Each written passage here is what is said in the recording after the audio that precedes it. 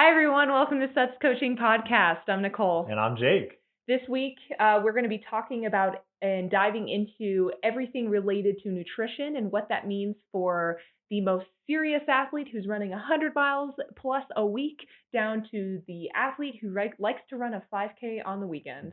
And we're going to talk about, are you eating enough? Is your eating holding you back? Is your weight holding you back? Well, let's find out. Woo-hoo!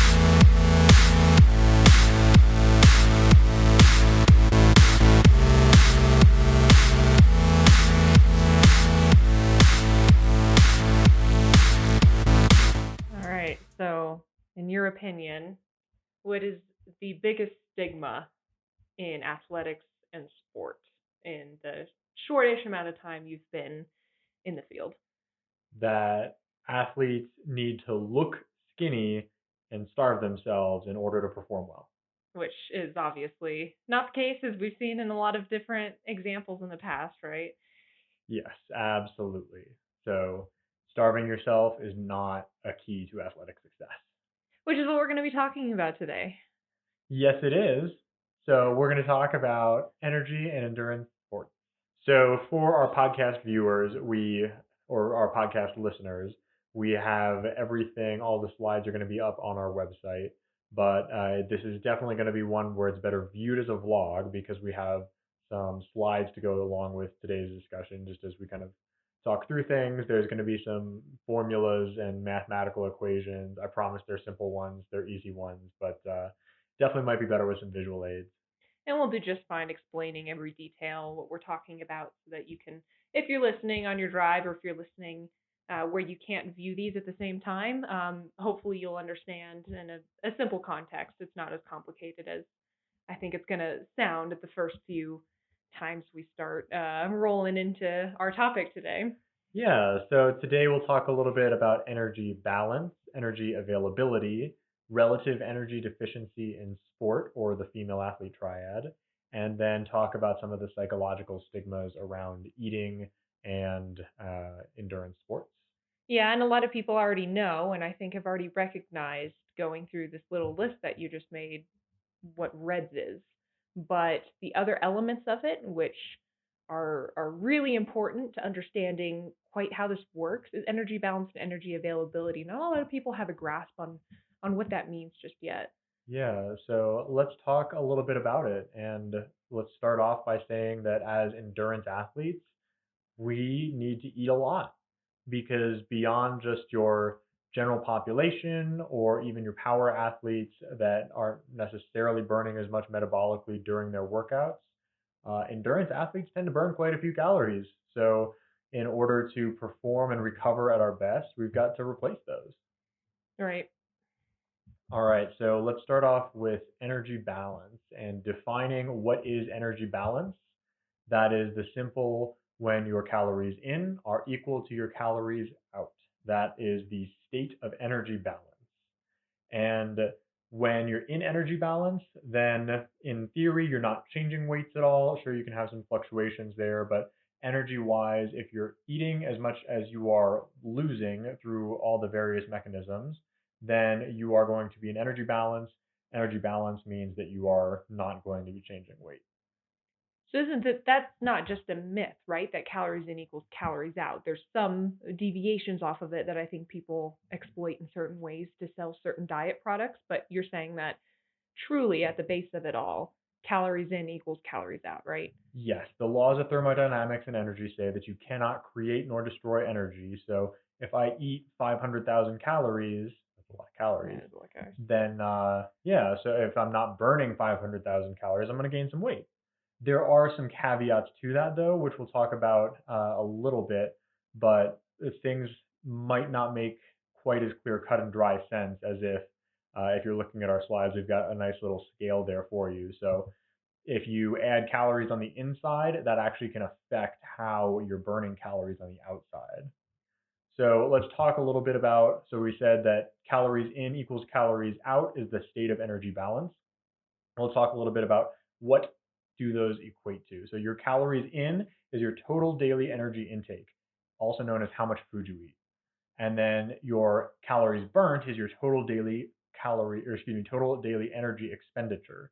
And that's where it gets a little bit more complex. The body is not quite as simple as just a scale where you can dump calories in and the scale gets heavier. Your body does have a little bit of say to it, and it's got some variability to it. So you're saying that I might be burning more than 600 calories on that 6 mile run in addition to my day. Yes, absolutely. And it depends on your 6 mile run too. So if you're doing 6 miles, but they're all downhill, or you're doing 6 miles on an Alter G treadmill, then you're going to burn fewer calories than if you're doing 6 uphill miles in the mountains. Yeah, I wish all my hills were downhill running. So let's break it down a little bit. Where it comes into some question is what comprises that energy expenditure. Energy intake is pretty good. It's pretty simple. Food is food, but your total daily energy expenditure has four different components that we'll look at. So starting at the bottom up, you've got your resting metabolic rate, you've got your non-exercise activity thermogenesis, or your non-exercise activity expenditure. You've got your thermic effective food, and then you have your exercise energy expenditure. And so all of these different things kind of play into what you are burning. And when you add the four components up, then that's where we get your total daily energy expenditure. So let's dive in a little bit and let's look at the different components in detail. So we'll start with resting metabolic rate, which the textbooks will say is the majority of what you burn in a day. However, that is not always the case in athletes. So if your RMR is typically in like the 15 to 18, 1900 calorie range for most endurance athletes, well, if you go for a 26-mile run, then that's going to burn more calories than your RMR. So that's a fun little fact when you see that your RMR is the majority of your calories, not necessarily true on some of those really big endurance workout days. At its state, RMR, resting metabolic rate, is what you burn at rest. So if you were in a coma, then this is essentially what you would burn. It's not quite because of the thermic effective food that we'll talk about in a second, but basically sitting in bed all day, not eating anything, you're going to burn your RMR. And there's a few different ways that we can go about understanding that and measuring. So first is exhaled gases. This is kind of the gold standard. You sit in a chair at rest, relaxed, and they put a mask over your face. It measures the amount of oxygen and carbon dioxide that you are breathing in, and then the amount that you are breathing out. And by understanding how much oxygen your body is burning at rest, then we can understand just how many calories you're burning at rest. And it's kind of the gold standard. And we both have done that test sitting in the chair, and we found it to be relatively accurate based on, at the time, we were counting calories, we were estimating how much we burnt in heavy volume weeks, in addition to our MR, and we found that it was a relatively accurate test to do. Yeah, absolutely. That is definitely it's the gold standard in accuracy for Yeah. resting metabolic rate. Though I will say I had to do mine twice because someone kept making me giggle in the first test, and apparently giggling is something that throws off the accuracy of the test. That's what I'm there for. Then looking at another way that we can estimate that, it's with some equations. So there are quite a few different non-weight based equations, but unfortunately these tend to be wildly inaccurate because they're saying, okay, you're this tall and this old, and I'm gonna take a wild guess and it's gonna be that number. And that number, even if there is some validity to how much you're burning with that number, a lot of the studies use like your population curve. It might be a guesstimate for the majority of the population might fit in that range, but the accuracy range is going to be plus or minus 20 or 30%, which is not accurate enough for our cases here. And then looking at athletes is going to be a big deal as well because athletes tend to be significantly more muscular. Muscle burns energy. So muscle is an active part of your body composition. Muscle at rest is burning energy. Fat is not. So athletes who are more muscular means that your 180-pound athlete who is all muscle is going to be burning a lot more calories at rest in their resting metabolic rate than your 180-pound overweight couch potato. So the non-weight based equations or even some of the weight-based equations that are more geared for the general population and don't take into account your body fat percentage, those are going to be a lot less accurate. Yeah, and those are the ones you find on like livestrong.com that you input one little number about yourself and it generates a off of a calculator, it generates a random number of calories that you need to eat in a day, and honestly that could be really underestimating or really overestimating depending, like you said, on age and weight and where you're at in your life and all. And that's really frustrating. I get it, having kind of a roundabout calculator to give you an idea. But if you're serious about getting in energy balance and you're serious about eating the right amount of calories, that could be a really frustrating way to go. Yeah, absolutely. And that's why we really prefer the weight-based equations, and particularly the Cunningham equation, which the scientific literature points to is one of the most accurate for relatively young athletes. And I'll cite the source there. It's in the PowerPoint, but yeah, so the Cunningham equation is your resting metabolic rate in kilocalories per day is equal to 500 plus 22 times your lean body mass.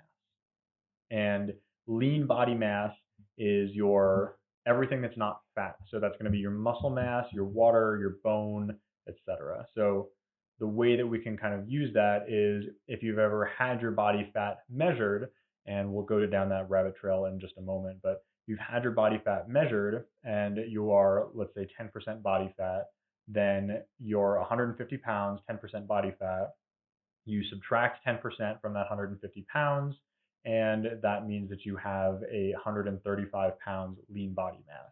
And I should note that in this case, lean body mass is in kilograms, so you'd have to divide that by 2.2. So if I wanted to figure out my RMR right now, walk me through how would I start this just for our listeners who are not viewing it at the same time. Yeah, so your resting metabolic rate, you're going to take your lean body mass in kilograms. So let's say that's let's start with pounds. Most of our listeners are going to pounds, be yep. in the United States, and we issue the metric system, unlike the rest of the world. So take your weight in pounds. So let's say we do have examples that we'll pull up throughout this PowerPoint. We're going to use the same examples throughout. But let's say 150-pound female and 20% body fat. So we're going to determine our lean body mass by subtracting 20% of 150 from 150. So 20% is 30 pounds of 150. Subtract that means you have 120 pounds of lean body mass. And then we're going to divide that by 2.2, which I did not write down. So in that case, take that number, which is your lean body mass in kilograms, and multiply it by 22. Then add 500 to that, and that's going to be your lean body mass. So we started at, you said 120 pounds of lean body mass divided by 2.2. Yep. And then multiply that by 22. Multiply by 22. And then add 500. Add 500. So for that athlete, we're talking about 1,700. Exactly. And for people who are looking at our slides, I did the math slightly different. So instead of subtracting the fat mass, all I did is multiply by the percentage of lean body mass. So if you're 20% body fat, that means you're 80% lean body mass. So we took those weight numbers and multiplied them by 0.8 if you're looking at our slides here. So that is the Cunningham equation. That's our best recommendation for measuring your resting metabolic rate. Estimating, not measuring. Though let's talk a little bit about activity trackers. So that is another way that you can estimate your resting metabolic rate. However, we must caveat that there's a lot of inaccuracy. There's a lot of body trackers that are just going to take a quick stab at it. Your off-the-mill Fitbit on your calorie count is not going to be super accurate. You'll get a little bit more accuracy if you're just walking. Walking and running tend to be the most accurate because those are some of the easiest activities to measure. Essentially, one step is a very similar amount of calories every time, but swimming and cycling are much less so. And we've seen a little bit of that. We've got one of the most accurate trackers, I think, on the market right now, which is the Oura rings that we both wear. And those have been spectacular, but we've noticed some differences. And like you said, when you go running, your activity tracker and your aura will tell you you've had high activity for your 10-mile run.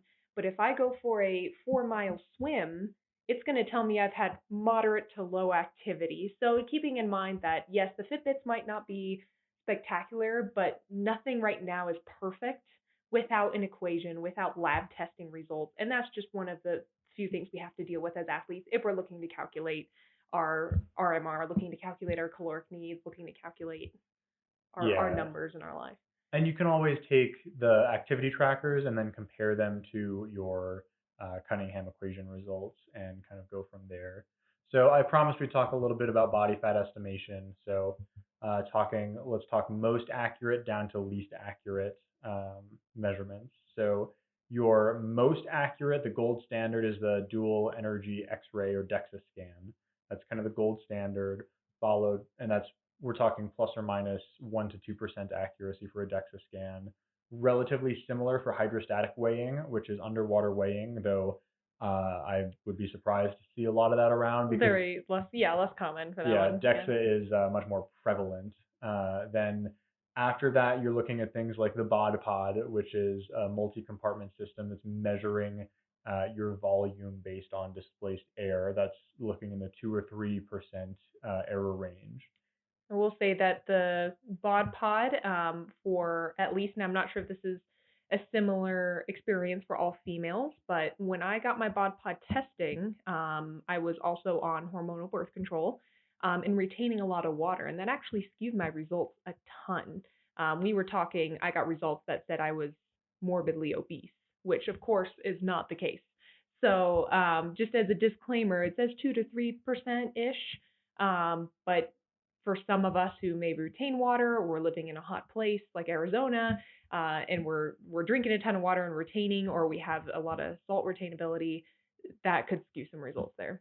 Yeah, and this is not the case for the DEXA scan, or I think for hydrostatic weighing, but for every other body fat estimation mechanism, then your hydration status is going to affect the results. Yeah. So if you're retaining water or if you're massively dehydrated, then you're going to see skewed results and decreased accuracy off of that.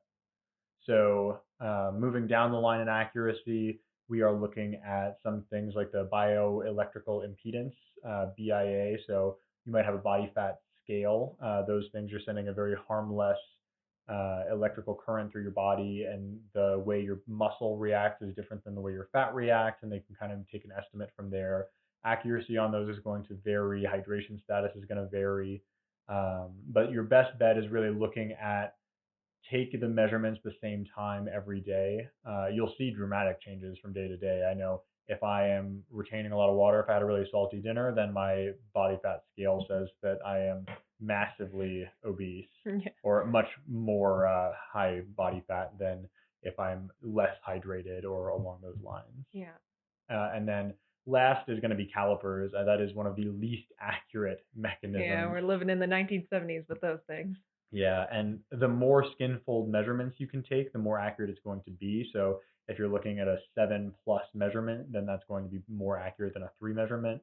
But again, especially in the age of bioelectrical impedance, that's going to be a little bit more accurate. Okay, so we're on to our first example. Let's introduce our example athletes. Our example athletes are going to look a little bit similar to what Nicole and I look like, with some numbers rounded to make math easier. But first, so our athlete A, Nicole? Yep, so athlete A is a 150-pound female with a 20% body fat. And athlete B is a 155-pound male with 10% body fat. And we are looking here at, we've just talked through the RMR, so we're going to give you those numbers, and we'll just kind of spit out the gonculator for you instead of making you do the math yourself. But the athlete A is going to burn how many calories, Nicole?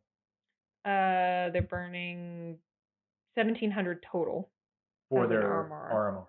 RMR. And then athlete B, our male, is going to be burning about 1,895 calories for his RMR. So let's talk next. Our next component of energy expenditure is your non-exercise activity expenditure. So Neat.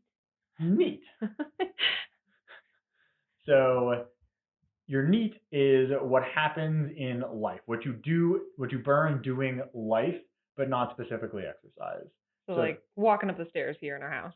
yes, cleaning the kitchen, doing the laundry, walking around, especially depending on what your job is. If you're a teacher standing on your feet all day, if you're a walking door-to-door mailman, you're obviously going to burn significantly more calories in your non-exercise activity than if you are sedentary, working from home, like Nicole and I mostly are, like a lot of people are in these strange times. But it's very variable. It's the largest variability in all of these components. But we're just kind of, for the nature of our example, we're tossing in a relatively sedentary is in the 2 to 300 calorie range.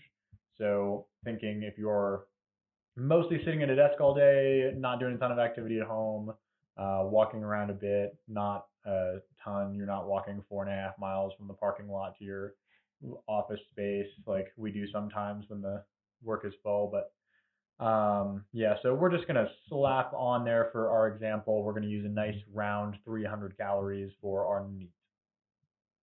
And now let's talk about the thermic effect of food.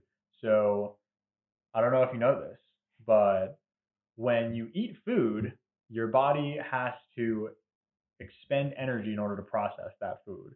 You got to spend money to make money. Is that the same for all foods? Yes. Okay. There is a thermic effect of food for all foods, but your different macronutrients have a different thermic effect of food. So you're saying like protein is a lot different than fat or carbohydrates? Yes. Yeah. Fat is the easiest to store. So if you drink 100 calories of oil, then it's only going to take 3% of those calories to store that. So of the 100 calories of oil you just drank, then you're going to have 97% of that is stored in your body. Carbohydrates are a little bit higher cost, so it takes about 7% of the banana that you eat, also about 100 calories, to convert that into energy. So 93 out of the 100 calories.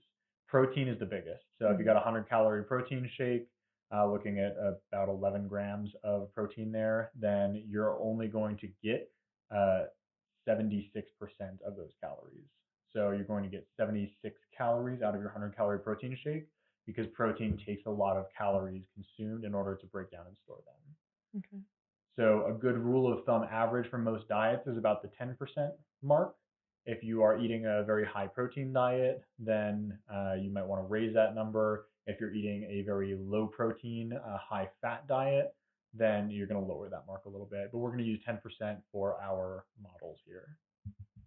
So we're sitting at a 1700 RMR for athlete A, a 300 calorie expenditure for NEAT, and a 330 calorie expenditure for TEF. TEF. Thermic effect of food. And to know what your thermic effect of food is, you have to know what you've eaten in a day. So this is going to vary a little bit. This is, like I said, when your energy balance isn't quite that neat, um, that neat pure or neat scale there. So when you eat 100 calories, you're going to wind up burning around about 10% of them to store that amount of calories. So we took some stabs at about what we think athlete A and athlete B are going to eat in the day. So we put in 3,300 calories for athlete A and 3,800 for athlete B, our male. So athlete B sitting at 1895 for his RMR, 300 NEAT, and then 380 for the thermic effect of food. Now let's talk about the most fun component and the part that athletes really care the most about: your exercise, activity, thermogenesis, or EAT. And thermogenesis is a fancy way of saying burning energy. So again, this is what you burn during exercise. And since we are triathlon focused, we will talk about swimming, biking, and running, though you obviously burn calories doing quite a few different exercise activities. So for swimming, stealing this from Asker Joikendrup's Sport Nutrition, and we'll link that in the description. You can see it on the slides there. But based on your weight and for the different types and different speeds, we're looking at around about 11.5 kilocalories per minute of swimming freestyle. And that's your minutes of swimming, not your minutes of sitting by the side of the pool, which is my favorite part of swimming. So swimming is going to be a little bit more variable. Biking, your power meter is really, really good at measuring your energy expenditure. And the reason for that is a fun quirk of anatomy. So our bodies are about one quarter efficient, and you're transferring about one quarter of your mechanical energy into the bike. So what that means is they are equal. So when you see the calories burned when you have a power meter on your bike, then that's going to be a very accurate number. If you don't, then your watches or whatever head unit you have is probably just going off of heart rate, and that's going to be significantly less accurate. So then the last is running, and that is really easy with distance. So the amount of calories burned in running is a measure of work done. So a lot of the time you will see, like my Garmin usually says that I burned like 400 calories on a 10-mile run or something outrageous because my heart rate is typically pretty low. I mean, doing those in an aerobic zone. So when my heart rate is low, that's what my Garmin uses to estimate how many calories I've burned, and that's not the most accurate way to do that. Rather, there's a direct relationship by distance, and it's pretty simple. You burn 1 calorie per kilogram per kilometer. So if you are American, then that means to you that you take your distance in miles and multiply that by 1.609 to convert to kilometers. And then you take your weight in pounds and you divide it by 2.2 to get your kilograms. And that's how you can estimate how many calories you burn. It winds up being about 100 or just over 100 per mile for most people, but it makes sense. If you're very, very light, like if you are a child and you're 75 pounds, then you're going to be burning fewer calories than if you are an adult, or if you are running with a weight vest or something like that, which detrimental to your knees, yes, but you would certainly burn more calories because you're carrying more weight. So let's go ahead and look at what that looks like in our examples here. And we've got a little bit of a difference here. So we've got our triathlete and our female. Nicole, you want to run us through? Yep. So our athlete, who again is 150 pounds with a 20% body fat, with an RMR of 1700, a NEAT of 300, a TEF of 330, and an EAT of 658 for a 6-mile run and 600 for a 1-hour swim, is rounding up the total at 3,588 for the day. Nice. And this is actually, if we're going to, I know we said it was similar to each of us. Today I did a 4-mile run and a 1-hour swim. So this total here is not much different than what I need to be eating today, which is probably why I had 1,200 calories at dinner. Yes. Yeah, and then for our male, we're looking at a 10-mile run. So again, to math those out, we took that 10, multiplied it into kilometers, took the weight, converted it into kilograms, and we get about 1,133 calories for the run. And our notional male athlete did a 1-hour bike for 600 calories. So when we add that up with 380 calories of thermic effective food, 300 calories of NEAT, and then 1895 for our RMR, we're looking at 4,308 calories to round out the day. So basically, to go back to our energy balance and looking at our scales, if our athletes are eating, if our athlete A, our female, is eating 3,588-ish calories, and our male is eating about 4,300 calories, then they're going to be in energy balance. And good things can happen in energy balance, right, as an athlete? Yeah, absolutely. And we'll talk a little bit about that in energy availability, which is a really cool way to think about the way that our bodies use energy. But energy balance is generally where we want to be. If you are actively trying to lose weight, then you want to be in a little bit of an energy deficit.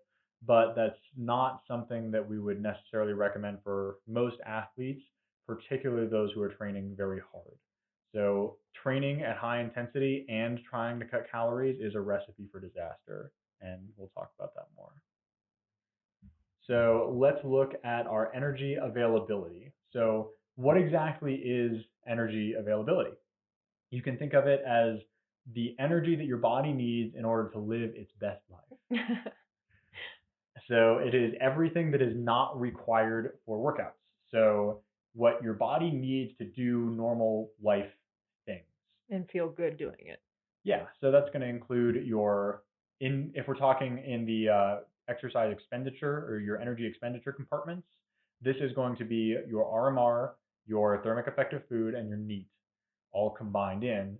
But energy availability looks at it a little bit differently and expresses it as energy availability in kilocalories per kilograms of fat free mass. Scientists really like the metric system, so bear with me for those Americans.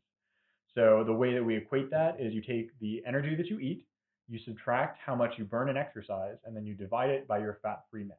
So again, going back to that lean body mass, everything that's not fat in your body. And then the standards, what you want to hit in a day, 40 to 45 kilocalories per kilogram of fat-free mass. From here on out, I'm just going to refer to it as 40 to 45 energy availability, but those are units, kilocalories per kilogram of fat-free mass. Then if we look at low energy availability, which will come up significantly in our REDS discussion in the next section, that is going to be 30 or fewer kilocalories per kilogram of fat-free mass on your energy availability. So let's go back to our two examples. So we're taking here our energy consumed out of the energy balance section. So our ending numbers for athlete A was 3,588. And for athlete B, our male, 4,308. We are subtracting from that the amount of energy burned during their workouts, and then we are dividing that by their fat-free mass. So you'll see in our slides, we take the 150 for athlete A, divide it by 2.2 to make it kilograms, and then she has 20% body fat, which means that she has 80% lean body mass, so we multiply that by 0.8. Our male, same thing, 0.9 for 10%. And we can see that our female has 42.7 energy availability, and then our male has a 40.6 energy availability. So both solidly in the good energy availability range. So we can also kind of do reverse math on that, and we can say we can use our energy availability equation in order to estimate the amount of calories that you need to eat in a day. So the big caveat with this is the calories you need to eat in addition to what you do during exercise.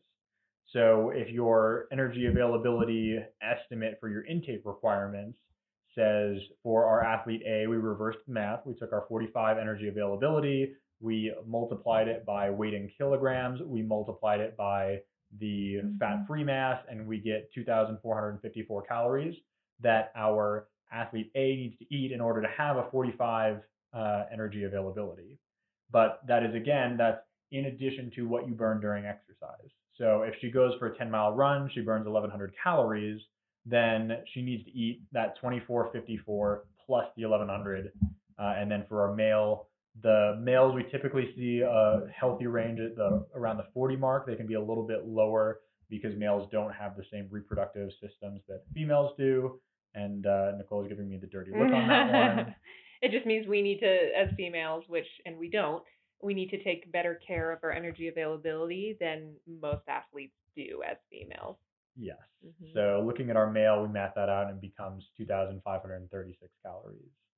So what unfortunately can happen with a lot of athletes is athletes decide that, I don't need to eat that much, or, maybe you're looking at the back of those nutrition labels, especially if you're a younger athlete, and you're like, oh yeah, 2,000 calories, that's standard daily diet. So that's what I must need to eat, right? Well, if you're running a lot and swimming and biking a lot, then no, that's not what you need to eat. So what happens is a lot of athletes wind up in a chronic low energy availability. And I say chronic because sure, there are definitely going to be some days when you are in low energy availability. There's nothing you can do about it. When you do an Ironman, there's almost no chance you're going to have a good energy availability that day. No amount of food you can eat before, during, and after that workout in order to have a good energy availability, just because you're burning so much for so many hours. But what happens is a lot of athletes get stuck into this over and over and over. All right. So something that a lot of us have heard of in athletic endeavors and sports is REDS. And that's exactly what Jake is talking about, is that relative energy deficiency in sport. And unfortunately, this is a huge deal in female athletics. Because, like we were talking about before, our energy availability becomes so low for such a long period of time that we start experiencing these physiological and psychological changes to our bodies because of a lack of food. Essentially, if you want to boil it down to this, and this is the way I think of it, is you're starving yourself. You're not getting what your body needs to keep up with your body's activities during the day.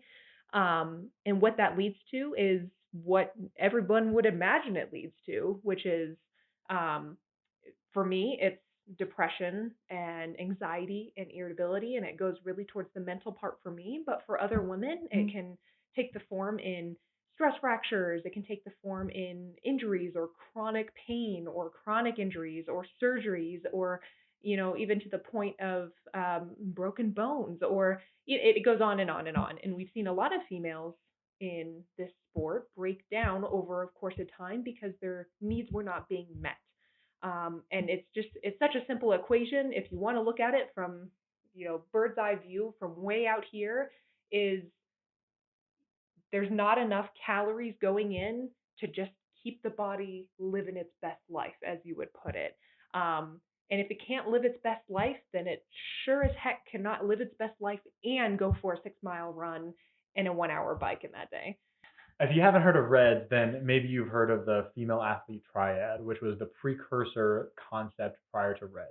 So the female athlete triad encompassed low energy availability, bone health, because there were quite a few female athletes with really poor bone health, talking stress fractures, talking DEXA scans with that make their bones look like they're significantly older, and then menstrual dysfunction. So talking primary amenorrhea, never getting their period for young athletes, um, having secondary amenorrhea where their period goes away or doesn't really come back, or irregular, long, short periods or times in between periods.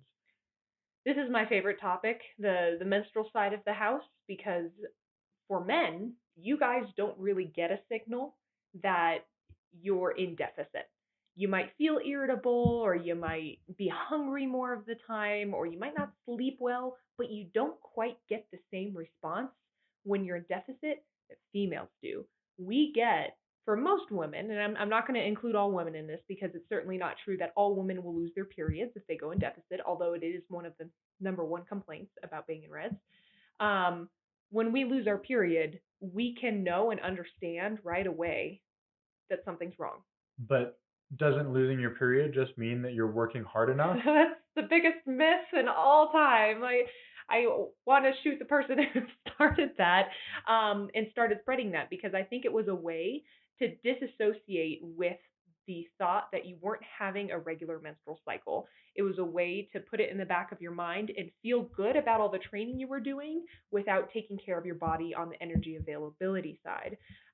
No, losing your period, having excessively long, short periods, not getting your period till you're 21, making up an age there. Those are all very bad signs that you're out of balance. And we'll just keep it at that very simple statement: you're out of balance. And most likely it's out of food balance. You're not eating enough to support what your body needs. And unfortunately, our society today has put a standard on how many calories is appropriate for someone to eat. No, I'm going to change that. Go back. Society has made a standard for what everybody, no matter who you are, should eat. You could be 200 pounds lifting super heavy weights, but still have to eat 2,000 calories a day. You could be 110 pounds soaking wet triathlete who does 20 miles a day of running, still have to eat 2,000 calories. That's the thought process that's been injected into our society the last many, many years without deviation. And if you're eating more, we've got all these societal pushes to put in our minds: if you eat more, you'll get fat. If you eat more, you'll gain more, and no one likes someone heavy. And those pushes have come into the athlete world and just wreaked havoc on women's bodies. So when we talk about REDS and caloric deficiency, we're talking about a really, really, really big monster that needs to be tackled once and for all, that we need to get in athletes' heads that calories are not as bad as you think, and in fact, they're probably what you need to be eating and what you need to be focusing on in order to stay healthy in every way. Menstrual cycles, not getting osteoporosis when you're a little bit older, fertility, um, generally being healthy in your bones and muscles, and staying away from injury. We see a ton of athletes get injured for the sole reason that they're training 20 hours a week with a 25 on their Energy energy availability. availability consistently. Hey, if you have an Ironman one day and you know for sure that you have a just a really crappy energy availability number, hey, I'm not judging. I've done quite a few Ironmans. I've been in that place before. You don't want to eat anything after you're done because your stomach's just tossed. But to do that every day for months or for years or heck for even weeks, there are symptoms that express themselves in a way to females that should be a big, big, big, big red flag for us. Yeah, and I think, the reason why we went from the female athlete triad to reds is because of two reasons. One, that there's a lot more that happens to your body when you're in an energy deficit than just the female athlete triad. So if you're looking at our chart there, that's reproduced from the IOC consensus statement, but it's talking gastrointestinal, cardiovascular, psychological, growth impediments, hematological, metabolic. A lot of bad stuff happens to your body. So you wind up going back to our, a calorie in and a calorie out. There's a lot of variability to that. If you chronically undereat, chronically have low energy availability, your body's RMR starts decreasing. And that's not a good thing because your body's standard for your RMR is fueling important things. So it's like if your body is a city in a power grid, well, what happens is if you undereat chronically, then your body starts to shut down some of the things that it considers not essential. You're forcing your body to go out and do that 10-mile run. So it's got to go and it's got to send energy to the trains and things that are running and moving. But it decides that, I'm going to shut down the hospital because I don't have enough energy. I don't have enough energy to feed the hospital. Your immune system, bye bye. So you wind up really immunocompromised. And in COVID times, that's a really bad thing. Yeah. But in non COVID times, it's a bad thing too. A lot of athletes, my guess, here's a hypothetical situation that we see a lot of athletes go through. It's I want to look skinny. I want to hit a good racing weight. I want to, perform well. And everyone told me to perform well, I have to lose weight. So I am going to chronically eat about 2,000, 2,500 calories, despite the fact that I'm working out 2 hours a day, have chronic low energy availability, and chronically get sick, get colds all the time, wind up with major injuries every once in a while, Achilles tendonitis, stress fractures, or just smaller things, a niggle here or some kind of pain there takes you off of the run for a couple of days, and then you come back at it, and then it flares up again. Well, constantly getting sick, constantly getting injured, and then often having really subpar performance. You started this whole journey because you wanted to perform well, and your thought process was to perform well, we have to lose weight. So by starving yourself, you wind up not performing well because constantly getting sick and constantly getting injured is not the way to successful training, which is the way to get to a good race. And here's the thing, everybody reacts differently to these type of stimuluses. So if you're starving yourself in this way, chronically, whether you're male or female, you might be experiencing it in different ways. That one person who seemingly can starve themselves for years without getting injured could be the same person that hasn't had a period their entire life.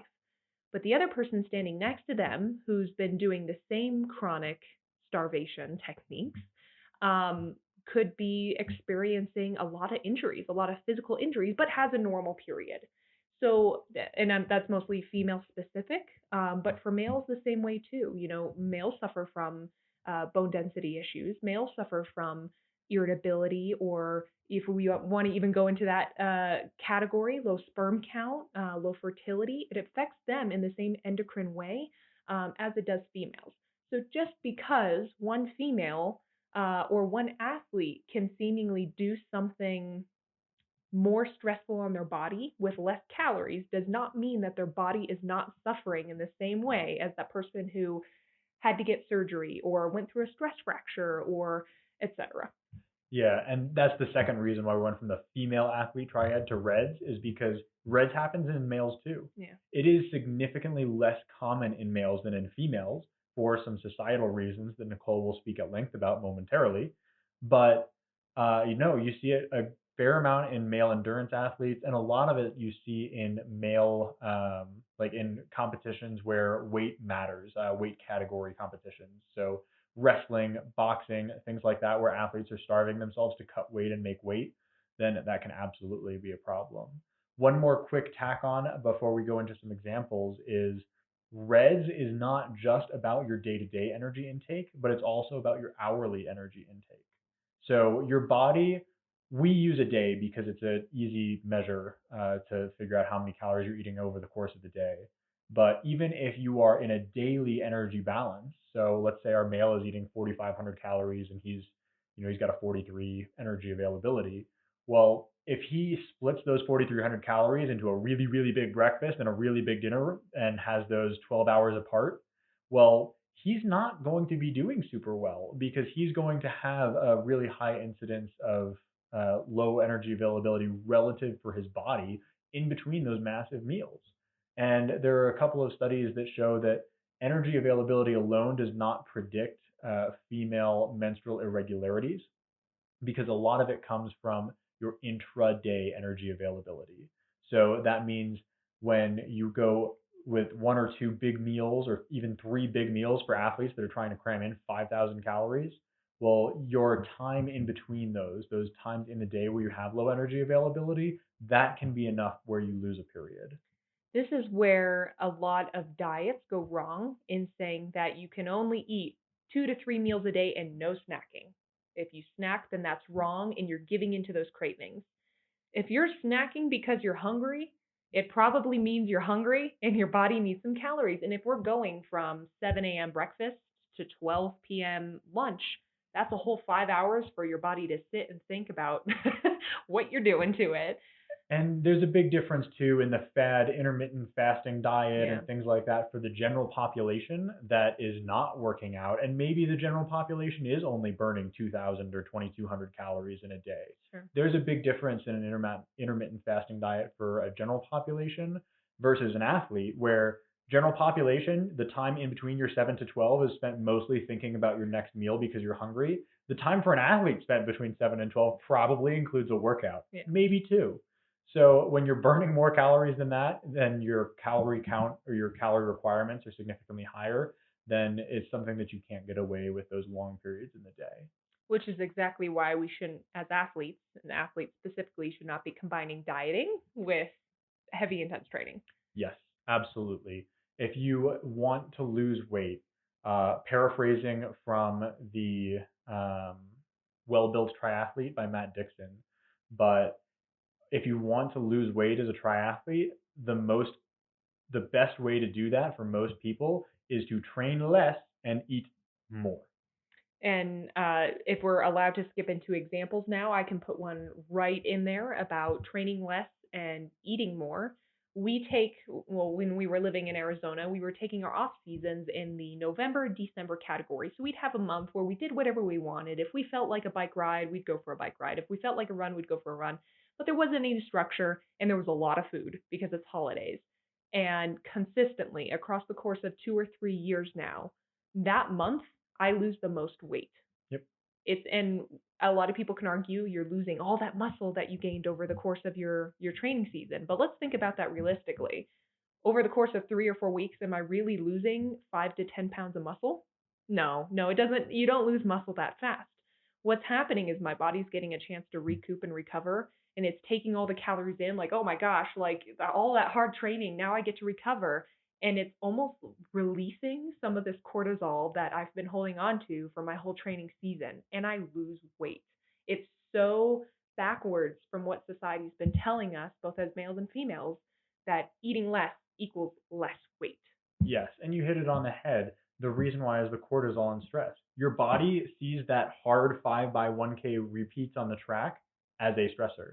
It also sees not getting enough calories as a stressor. And your body only has one language, and that's hormones. Well, it speaks the hormone of cortisol, which tells your body, I am stressed.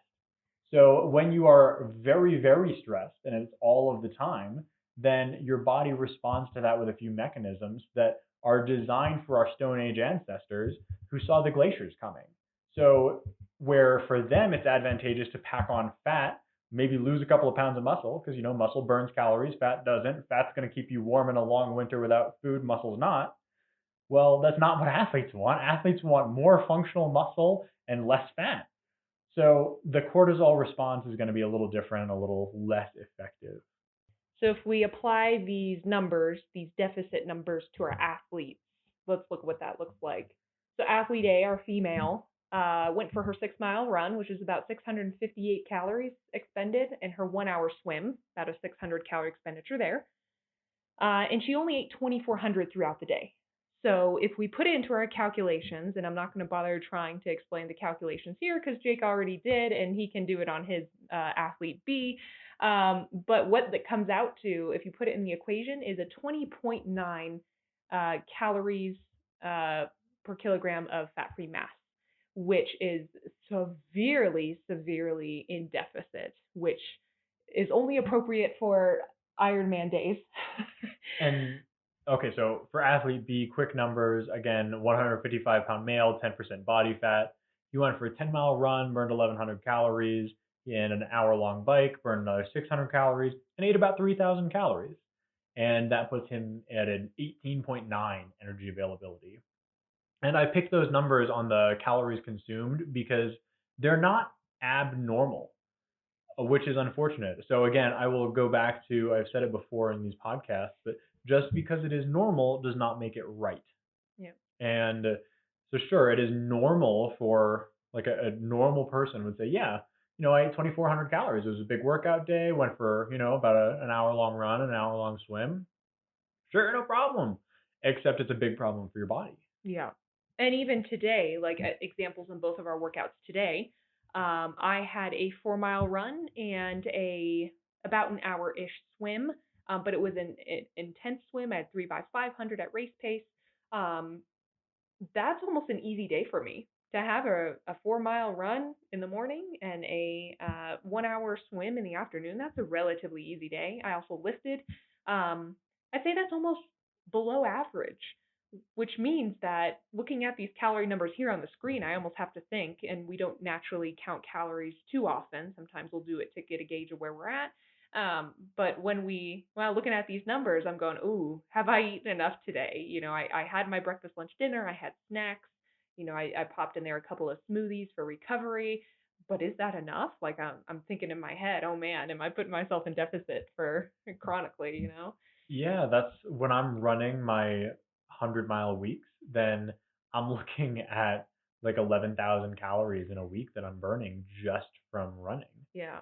And like my normal day is a 10-mile run in the morning and a 6-mile run in the afternoon. And again, even if it's easy 10 miles and easy 6 miles, you're burning the same calories as if you were running for a hard 10 miles and a hard 6 miles. Makes sense. If you're running hard 10 and you're running 6 minute miles, you're done in an hour versus an easy 10 at Right. 6 mile or 6 minute miles and it takes you like an hour and 45 minutes. Then you're going slower, it takes you a longer time to burn the calories. But yeah, if I'm running 16 miles in a day, then I'm burning like 1,750 calories just from running. We need to start considering the food element and getting enough calories in as important as what we would do in a normal day to take care of ourselves. If you're into self care, which I encourage everybody should be, getting the right amount of sleep, getting the right amount of food, getting the right amount of time alone, if you're into that, getting the right amount of time of social time, COVID withstanding. Those things contribute to your recovery and contribute to your performance. If you're going to be doing these, if we're taking you as an example, if you're going to be doing a 16-mile average day in your 100-mile week, but you neglect everything, are you really getting the benefit of your 16-mile days every day? No, because remember, your growth equation, stress plus rest equals growth.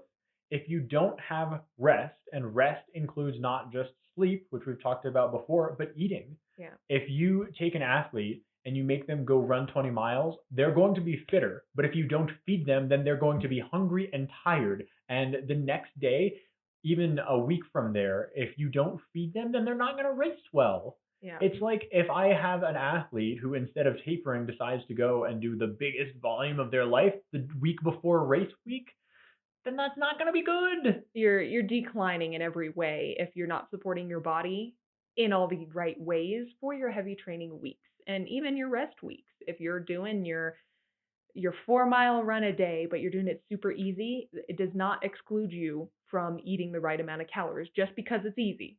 If anything, the rest weeks, the rest days are more important Yeah. to hit those totals than not. Because endurance exercise does decrease your appetite.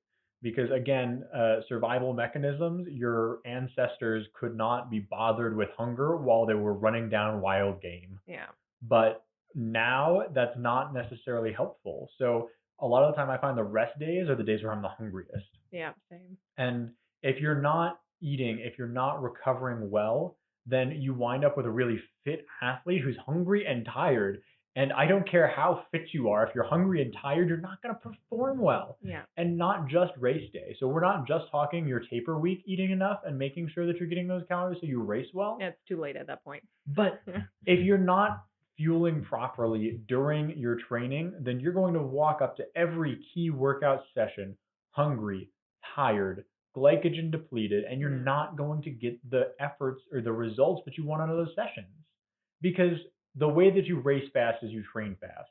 But you can't do 5 minute mile paced 1K repeats on the track if you're hungry and tired. Yeah.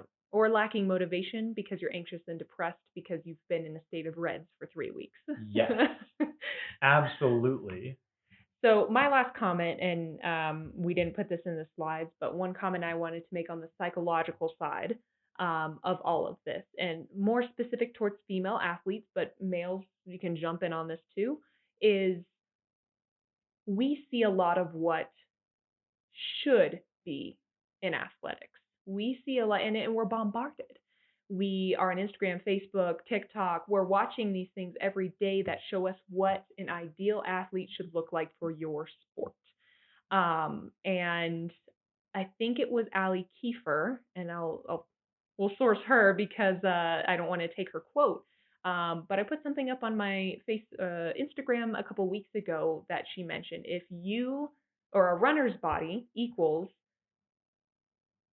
you have a body and you run occasionally. That's all that means. But we're bombarded with these messages that we should look a certain way because we play a certain sport or because we run a certain amount of mileage or because we do this and this and this. And it's unfortunate that it hits female athletes the hardest, which is what pushes us into eating disorders, pushes us into reds, pushes us into injury, pushes us into chronic colds and flu and et cetera, et cetera, et cetera. Because we don't deserve that. We're badass athletes who are capable of so much, but we're being told that what we eat equates to our personal identity and equates to being fat or not looking good or not looking like you represent the sport that you play. Who cares? Who cares that you have a little extra fat on your hips according to you and but you can still keep up with everyone else and you love your sport. Who cares? That this is one of those things that I will get on my soapbox every day all day for because it affects us more intimately than I think it does men. The standard of beauty and sport is extremely powerful and will push us into these extremes that bring us down and pull us so far away from our goals. Um, and I really just want to put out there as a ending statement, and we can talk just a little bit further about this, is more calories does not equal extra weight gain. And I'm going to repeat that for clarity and to just get it in people's heads. More calories than what you're eating now does not equal fat or weight gain or unhealthy or obese or whatever you want to, or bad body image or doesn't look like a runner, doesn't look like a triathlete. It's just not equal. And we talked extensively about the science of this today, about calories in equals calories out. But you're an athlete, and odds are almost every female athlete we've worked with has not been meeting those goals of caloric intake because they just don't quite understand that eating calories and putting in the stuff that their body needs, and I'm using that word strictly, needs, is they think that's impacting their performance in a way that is detrimental, not beneficial. And we're here to debunk that 100% and to throw that out the window, throw it out of your mind, throw it out of your life, because it doesn't exist to serve you. It doesn't exist to benefit your performance. And if anything, it's really pulling you away from those goals that you have in mind. Yeah, absolutely. And it comes down to the body image, external pressures, when you're constantly bombarded with super ripped, fit looking people on Instagram that are a little bit edited, really good lighting, immediately post workout, a little dehydrated. Like you're not getting the real world. I'm a photographer, so I've done some like sports model photography before. And when my model came in, he had just finished starving himself for 3 days. He just finished not drinking any water for like a day and a half. Crazy. He took a little extra salt to like suck extra water out of his body, even. Crazy. And he was so dehydrated and so hungry and so shredded. Yeah. Yeah, not to be looking that shredded on a healthful diet of enough calories is slim, and that's okay. And that's what you see on Instagram. Right. That's what you see on social media is that person pushing out their best day, their most ripped looking abs. You know, they're in the gym, they've already got a little pump on, and they're taking that picture. Not what I wake up and see in the morning. And the weight and performance scale, it's a scale. Mm-hmm. It is not lighter equals faster. Absolutely not. Like I'm around athlete B. I am, 155-ish pounds and probably around 10% body fat. But the last couple of weeks I've inched a little bit closer to the 160 mark. But it's not because I'm getting fatter. If anything, I look more shredded. I mean, I've still got, a little bit of the ice cream. The runner shredded, yeah. Yeah, but it doesn't matter because my fitness, my times, my performances now are far better than they were when a couple of years ago I was like 145 pounds for a little while. And you know what happened when I was 145 pounds? I was in low energy availability and I wound up breaking. Yeah. And which would you rather want? Do you want your PR in your half marathon or your marathon? Or do you want to look shredded so that you can feel good about yourself looking in the mirror 2 days out of the week?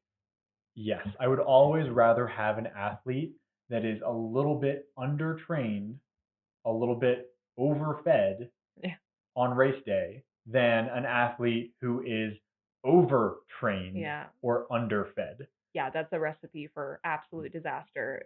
Walking in with a overtrained athlete, underfed athlete, it's just a recipe that you don't want to get mixed up in because it means that person might break. It means that person might get depressed, might fall into an eating disorder, and those are just really bad roads to go down as an athlete. And of course, encourage getting help for those types of things if you're going down that path. But let's try not going down it in the first place, and we can fix that with food. I look at these slides that we made too, or that you made, and the slide where we were talking about a good balance of food per day, and we'll just go to the female. We're talking about a 150-pound female, 20% body fat, running a 6-mile run and an hour swim. And I'm trying to get back to this slide where you had the calories here. So 6-mile run, 1-hour swim. At the end of the day, 3,588 calories should be consumed. Yeah. Period. Let me ask every female athlete out there, does that sound like a lot of calories? It is a lot of calories. Does it make you freak out a little bit on the inside? Yeah, it probably does. Because 2,000 calories is like oh my gosh, like that's a lot of calories. I should stay around that mark. Now that you know more, do better. Now that you know the truth and know what you need to stop getting colds, to stop breaking, to stop missing your periods, let's start shooting for that 3,500 calorie mark or more if you have a more intense day. I'm going to sit here and say that I'm going to speak for a lot of triathletes, female triathletes. A 6 mile run in a 1 hour swim day is pretty standard for athletes in the sprint, Olympic, maybe even half Ironman category. That's a pretty average day. So if 3,500 calories sounds like a lot of calories to you, that's okay. But let's work on eating that much so we can limit you breaking. Yes. And again, and for athletes who are maybe under eating right now and are hearing this and say, wow, I really need to change some of my behaviors.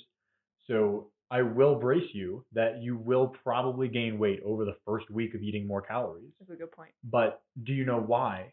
It's because your body is taking all of the food and the glycogen in. And for every gram of glycogen your body stores, you store 2 grams of water. It's the opposite of the keto diet. The keto diet is depleting you of glycogen and depleting you of water. Well, when you start refeeding yourself after you haven't been eating enough, then you're going to gain weight because you're storing glycogen, you're storing water. But those are good things. Go for a run and you burn through both of them. Right. Maybe you just stay off the scale for the first couple of weeks. You start eating more and you just try to disassociate yourself from that factor of getting on the scale every morning or night or whenever you weigh yourself. Disassociate yourself so you don't feel disappointment in doing what your body needs and taking care of yourself, because that's really what you're doing by eating more. So listen to your body, listen to what it's saying. When you start eating more, if you've been under fueling, listen to your body and it going, oh, this is what it's supposed to be like. You might be pretty full the first couple of days. If you're chronically under eating 1,000 calories a day, it's going to be a lot of food you have to take in, just a lot of volume. It's going to take a little bit of an adjustment period. You're going to feel full, but listen to your energy. Listen to how you feel when you toe the track, when you toe that start line, when you hop on your bike, when you jump in the water, because your body is going to thank you. Yeah, 100%. And it's going to thank you long term as well if you continue with that. I know we've talked to a couple of athletes seeking nutrition side help about getting the right amount of calories in for their needs. And it was an immediate reaction after just a couple of days about the feeling of energy they had for workouts. And it's not that they weren't completing workouts when they were in deficit. They were pushing their bodies to do these workouts while in deficit, and they could complete them, just barely, but they could complete them. But with the right amount of calories, it was almost like, oh my gosh, I didn't realize that I could feel this good on 2 workouts a day, or I could feel this good on a hard track workout. I could feel this good on a intense swim, which I'm not, I don't favor swimming kind of thing. So if you're hungry and putting out a 250-watt threshold, then imagine what happens when your body is fueled. Yeah. Now amazing. Are you at 260, 275? Yeah. And we're not saying that, after a week of eating your right amount of calories, you're going to boost your FTP by 60 watts. We're not saying that. We're just saying that you're going to probably experience less detrimental factors in your life when you're not in deficit. You're maybe going to get sick less. You're maybe not going to be on that verge of that stress fracture. Maybe your pain in your shins from the shin splints are going to go away. Maybe you're going to feel happier with your spouse when they tick you off. You know what I mean? So it's the little things, but those little things are so easily fixed. Because it's your recovery. When you eat better, when you're eating more, then you recover faster. Yeah. So when you recover faster, instead of 1 or 2 key hard workouts in a week, you can do 3 or 4. When you do 3 or 4 workouts, hard workouts, instead of 1 or 2 hard workouts in a week, you get faster. And that's the end goal. So a lot of athletes who are starving themselves, they're doing it because they want to be lighter so that they can race faster. Yeah. But we lose the race faster because be lighter becomes a goal in its own, which means starve yourself, which means race slower. Isn't that the quest of all serious athletes? Recover as fast as you can so that you can get in the next hard workout so you can be better? Yeah, that's what EPO doping is about. Yeah. It makes you recover faster. How about some food doping? Yeah, food doping. We'll call this vlog food doping. Yeah, but it's simple, guys. Put in more calories and feel better, recover faster, sleep better. It's an all cure. Well, thanks for watching. We really appreciate your time. All right, we'll see you guys next week.